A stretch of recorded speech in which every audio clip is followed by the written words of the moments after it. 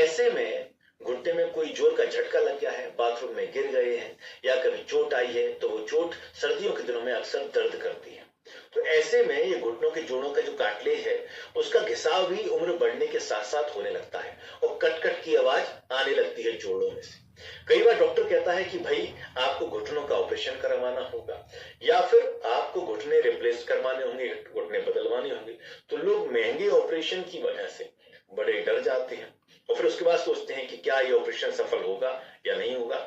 तो जोड़ों के जॉइंट फ्लूइड का सूखना कहीं ना कहीं समस्या बन जाता है। जब ये जॉइंट फ्लूइड सूखता है तो इनमें आप देखिए बिल्कुल जैसे हम रुकावट आने लगती है और जो जोड़ है वो बहुत ज्यादा आवाज करते हैं और या फिर दर्द करते हैं। दर्द इतना असहनीय होता है कि पेन किलर लेना पड़ता है, दर्द निवारक दवाओं का प्रतिदिन सेवन करना पड़ता है और यदि ना करेंगे तो फिर बड़ी समस्या होती है। ना तो नींद आती है, ना जीवन में मन लगता है और ना ही किसी काम को करने का पूरा मनोयोग हो पाता है।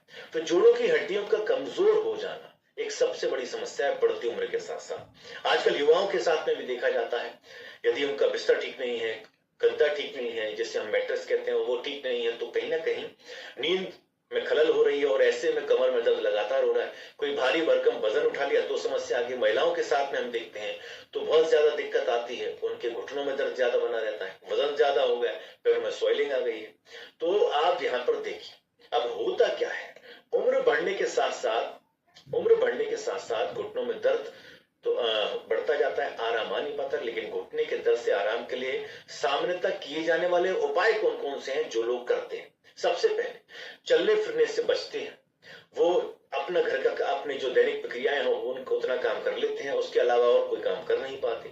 मसल्स की हानि होती है, जब आप उठते बैठते नहीं है, व्यायाम नहीं करते हैं, लोगों से मिलते जुलते नहीं है, तो आपके शरीर का वजन बहुत ज्यादा बढ़ जाता है और मसल्स की हानि होने लगती है। वहीं जीवन की गुणवत्ता घट जाती है, आपका सामाजिक जीवन जो है वो लोग आपसे मिलना कम चाहते हैं, कहीं ना कहीं लोगों के पास नहीं जा पाते हैं, या अपने जीवन में आप देखिए तो सिर्फ जीते हैं लेकिन कुछ भी नया खास नहीं कर पाते। ऐसा कई बार होता है, घर में आप देखिए ऐसे लोग हैं जिनके घुटनों में दर्द है, पैरों में दर्द है या अमूमन कमर में दर्द है, तो वो बिस्तर पर लेटे रहते हैं और ज्यादा देर तक बैठ भी नहीं पाते हैं। ऐसे में उन्हें हृदय रोग की समस्या हो जाती है, डायबिटीज भी हो सकती है, कई बार किडनी से संबंधित समस्याएं भी हो जाती हैं।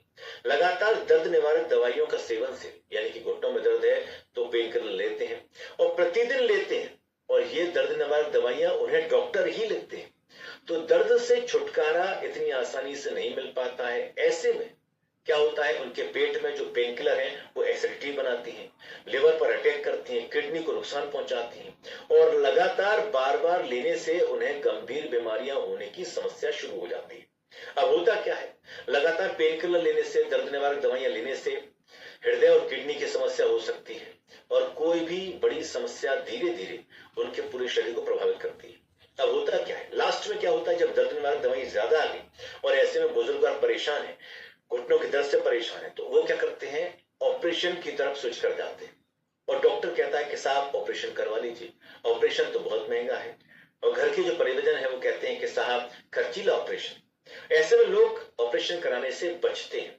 अब ऑपरेशन करा भी लिया, चलिए ऑपरेशन के बाद होने वाले महंगे इलाज का अलग खर्च है और काम से लंबी छुट्टी, यानी वो काम भी नहीं कर पाते, बिस्तर पर जब आ जाते हैं तो उनकी सेवा भी करनी पड़ती है। कई बार कुछ लोग उनका सहयोग भी करते हैं, लेकिन जब कहीं ना कहीं शहर में कहीं दूर है, अकेले हैं, तो बड़ी समस्या होती है, बच्चे बाहर हैं। अब होता क्या है, क्या जो घुटने का प्रत्यारोपण हुआ है, घुटने का रिप्लेसमेंट हुआ है, नी रिप्लेसमेंट आपने करवाया है, ये आपके शरीर में क्या लगता है इतनी आसानी से एडजस्ट हो पाएगा? नहीं। कई बार ये ऑपरेशन, इसमें घाव इतने ज्यादा बढ़ जाते हैं कि जिन्हें सुखाने के लिए हैवी एंटीबायोटिक भी चलानी पड़ती है। जख्म में इंफेक्शन बढ़ जाता है, ब्लीडिंग हो जाती है, सूजन हो जाती है और अकड़न इतनी ज्यादा हो जाती है कि लगातार ये समस्याएं बढ़ती जाती हैं और जिसकी वजह से घुटनों का प्रत्यारोपण सफल बहुत कम होता है। और इसके लिए क्या होता है, इसका सबसे बड़ा कारण यह है कि दर्द से यदि मुक्ति मिल जाए तो कहीं ना कहीं लोग ऑपरेशन ना कराएं। तो इसके लिए जरूरी है कि हम सप्लीमेंट का सही तरीके से सेवन करें। तो विभिन्न पोषक तत्व घुटने के जोड़ों की मजबूती बढ़ा सकते हैं।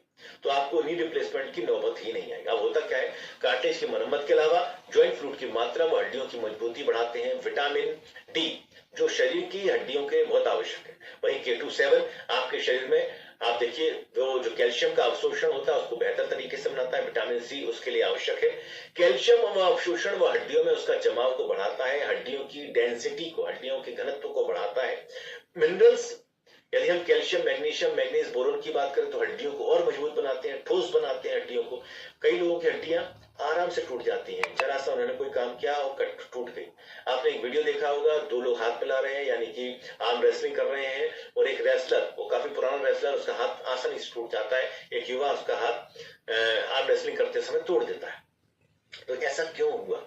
हड्डियां बुरबुरी हो गई, हड्डियों में पोषण नहीं पहुंच पा रहा है, मिनरल्स नहीं पहुंच पा रहा है, जिसकी वजह से हड्डी जो है बुरबुरी हो गई है, आसानी से टूट जाती है। आपने किसी पेड़ को देखा होगा, पेड़ की जो तना है जब वो बिल्कुल खाली हो जाता है, सूख जाता है, तो वो आसानी से टूट जाती है वो लकड़ी। लेकिन जब वो हरी हरी होती है या बहुत ज्यादा मोटी होती है, खोखली नहीं होती है, तो वो टूटती नहीं। तो कहने का मेरा अर्थ यह है कि आपकी हड्डियां बुरबुरी ना हो, इसके लिए जरूरी है कि आप सप्लीमेंट का सेवन करें, कैल्शियम, विटामिन, मिनरल्स, इनका सेवन करें। कार्टिलेज की क्षति की रोकथाम करना है तो आपको कहीं ना कहीं मिनरल्स का, विटामिन का सेवन करना होगा। जॉइंट फ्लूइड की बात करते हैं, जॉइंट कार्टिलेज की मरम्मत अगर अच्छी करनी है तो आपको कहीं ना कहीं विटामिन डी का सेवन करना होगा। जोड़ों के दर्द से राहत देते हैं।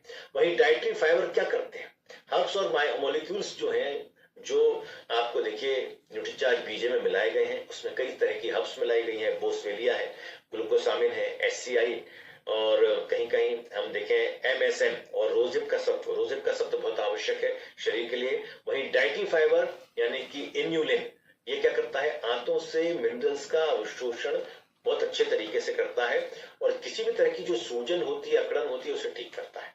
अब आप देखिए यहाँ पर न्यूट्रीचार्ज बीजे आपको दिया गया है।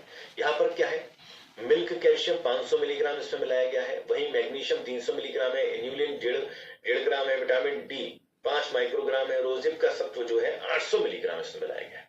वहीं आप घुटने के जोड़ों की कार्टिलेज और जॉइंट फ्लूइड के बचाव के लिए पोषक तत्व ग्लूकोसामिन है, MSM है, विटामिन K2 है, K27 है, बोसवेलिया है, मैग्नीज है, बोरोन है, कॉपर है। और सबसे महत्वपूर्ण, घुटनों के जोड़ों के स्वास्थ्य के साथ साथ घुटनों के दर्द में भी आराम देता है।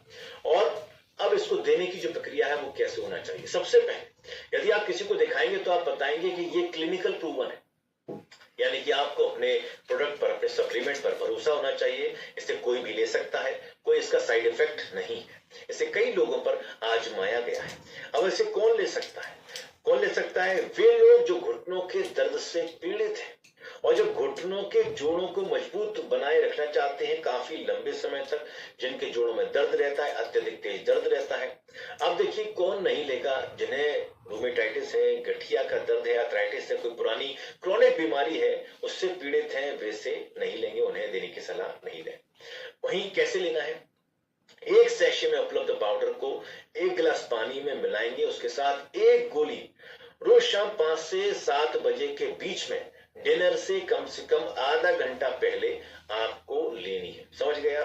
एक सैशे जो पाउडर है उसको 1 गिलास पानी में मिलाना है और 1 गोली डिनर से आधा घंटा पहले, खाना खाने से जो रात्रि का भोजन है उसको आधा घंटा पहले से आपको लेना है। अब आपको क्या करना है, इसको कब तक लेना है? लंबे समय तक ले सकते हैं क्या? जी हाँ, घुटने को मजबूत होने तक, जब तक दर्द कम नहीं होता, उसकी सूजन में राहत नहीं मिलती, तब तक आपको इसे लेना है। ठीक है, अब आगे बढ़ते हैं। देखिए यहाँ पर कई तरह के सप्लीमेंट बाजार में उपलब्ध हैं। न्यूट्रीलाइट है, हर्बालाइफ है, लुब्री जॉइंट प्लस है, कई तरह के सप्लीमेंट है। इनके इंग्रेडिएंट्स को देखिए, ना के बराबर है। इन्यूलिन है ही नहीं, रोजिप सत्व है ही नहीं। वहीं आप करते हैं हर्बालाइफ की बात, इसमें भी इन्यूलिन नहीं है। लुब्री जॉइंट प्लस में बात करें, इन्यूलिन है ही नहीं, रोजिप सत्व है ही नहीं, विटामिन डी तो है ही नहीं। विटामिन डी कहां से मिलता है? हमें विटामिन डी धूप से मिलता है, लेकिन यहाँ विटामिन डी डाला ही नहीं गया है। चलिए हम सप्लीमेंट के माध्यम से लेते हैं, तो हमारे न्यूट्रीचार्ज बीजे में विटामिन डी 10 माइक्रोग्राम डाला गया है। मैग्नीशियम यदि ना हो तो नींद आने में समस्या होती है मैग्नीशियम की कमी से। तो कई तरह के यहाँ पर कैल्शियम है, मैग्नीशियम है, ग्लूकोसामिन है, MSM है, बोसवेलिया है, मैग्नीज है, बोरोन है, कॉपर है। बाकी के सप्लीमेंट को देखिए आप, बाकी के सप्लीमेंट में ये सभी जो इंग्रेडिएंट्स है वो नहीं है, ना के बराबर है, हर्ब्स तो है ही नहीं। यानी कहने का अर्थ है आपके साथ कहीं ना कहीं आपको जैसे हम कहते हैं ना कि एक असमंजस की स्थिति बन जाती है।